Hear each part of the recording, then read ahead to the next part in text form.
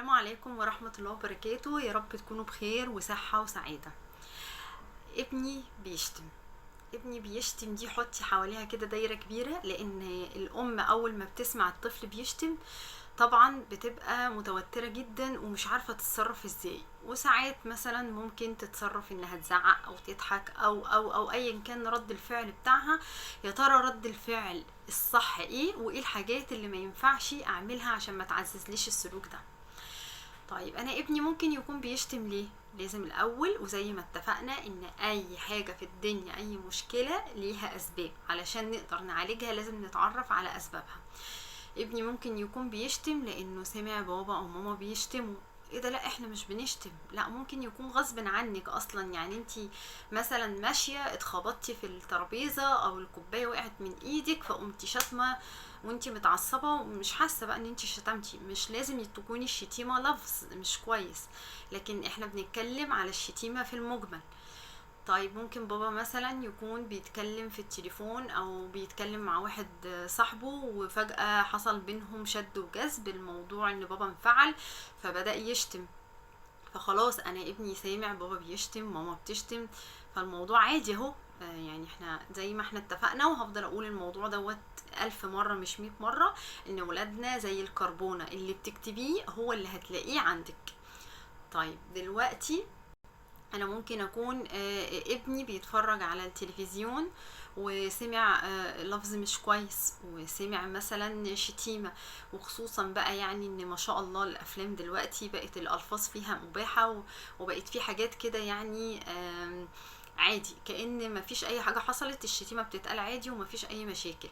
عشان كده بنقول يا جماعة يا ريت ناخد بالنا ونشوف ولادنا بيتفرجوا على ايه، ونقنن موضوع الفرجة على التلفزيون او مثلا اي حاجة على الموبايل او على اللاب، اي حاجة عن طريق النت او عن طريق التلفزيون. لازم يبقى في تقنين، خصوصا لو الطفل صغير، نبقى عارفين هو بيسمع ايه الحاجات اللي بتدخله.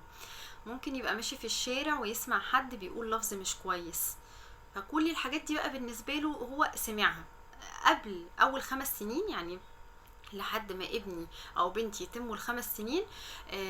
ان هم يكرروا او يرددوا الشتيمة اللي سمعوها ديت، هي مجرد تطور للمهارات اللغة عندهم. يعني انا بسمع حاجة انا مش عارف دي معناها ايه فبقولها، خلاص يعني انا عادي بقى اي كلمة بسمعها بقولها عشان اللغة عندي بتتطور. طب بعد ال5 سنين انا برضو مجرد تقليد، انا بقلد فانا سمعت الكلمة وبقلدها. ممكن في الاول اكون مش عارف انها غلط، بعد كده ابتديت مثلا ماما تقولي انها غلط بس قالت لي بطريقة عززت عندي السلوك ده، فانا هبدأ اعمل الغلط. طب ازاي ما عززش بقى السلوك دوت، او ازاي ما خليش ولادي يركزوا على موضوع الشتيمة دوت؟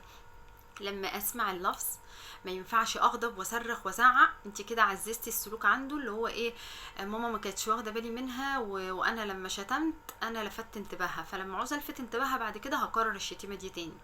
طيب الطفل شتم، ماما وبابا فرحانين بقى لسه صغير وبيكرر الكلام ففرحانين، مش مهم بقى ايه الكلام اللي بيقوله. في ناس للاسف فعلا كده، يعني انا سمعت الشتيمه بس حاسه ان هو عادي، اصله مش لفظ ده عادي.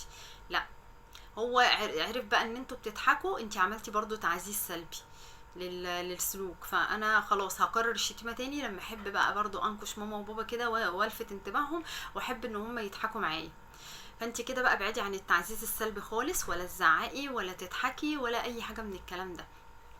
ابني مثلا سمع اللفظ دوت او اللفظ اللي مش كويس بره البيت او عن طريق التلفزيون او سمع شتيمه مننا، فانا هبدا لما اعرف ان هو سمع اللفظ دوت قبل ما يكرروا ابدا اقول واحنا ماشيين ايه ده، لا الحاجات اللي هم بيقولوها دي او الالفاظ ديت الفاظ وحشه جدا، وبصراحه انا متضايقه جدا ان هم بيقولوها، فانتي وصلتي له ان الحاجه ديت غلط. طب هو بقى برضو كررها او راح البيت قالها، فهنبدأ نقول له مرة واحدة بس بشكل عام حبيبي الكلمة دي غلط وما ينفعش ان احنا نكررها. طب كرر الشتيمة اكتر من مرة. في اسلوب ممتاز جدا بيجيب نتيجة هايلة مع الاطفال، نقول له اغسل بقك او يمضمض بقه 5 مرات. كل ما يجي مثلا يقول اللفظ دوت او يشتم اي شتيمة، يدخل يمضمض بقه 5 مرات.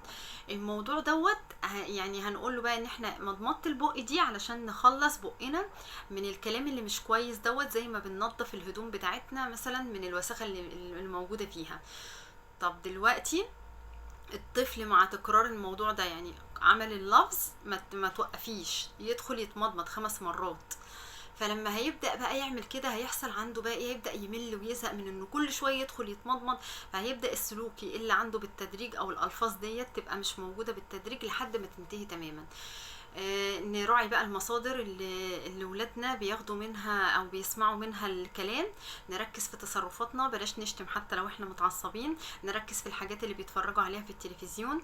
نركز واحنا ماشيين في الشارع، اول ما يحصل حاجه زي كده انت طبعا مش هتوقفي الناس وتقول له لا انت ما تشتمش عشان ابني ما يسمعش، دي حاجه مش في ايدك. فانت غصب عنك ممكن تبقي في الشارع ويسمع لفظ مش كويس، في وقتها على طول تعبري وتوصلي له ان انت رافضه الحاجه دي او ان الحاجه ديت مش كويسه.